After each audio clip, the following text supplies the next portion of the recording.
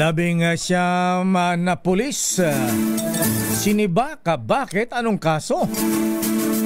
Arrest number 52, Edniel Parosa. Please come in. Edniel. Lakay nakatanggap na ng 208 administrative cases ang Internal Affairs Service ng Philippine National Police. Mula nang maupo bilang hepe ng pambansang pulisya, si Police General Nicolas Torre III nitong Hunyo 2. Ayon kay PNP IAS Inspector General Attorney Dodo Dulay, kabilang sa mga inimbestigahan sa mga ito ay 797 ang mga pulis na sangkot sa iba't ibang atraso. Sinasabing bilang 9 na kaso na naresolba ng IAS kung saan 19 na PNP personnel ang napatawaran ng dismissal, 17 sa 19 na pulis ang naparusahan dahil sa homicide, habang 2 naman ang humarap sa reklamong violence against women and children o BAUSI. Pakinggan natin si Attorney Dodo Dulay.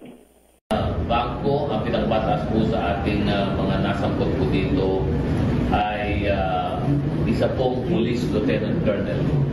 At yung iba na pa naman po ay puro po mga tinatawag natin Police Non-Commissioned Officers.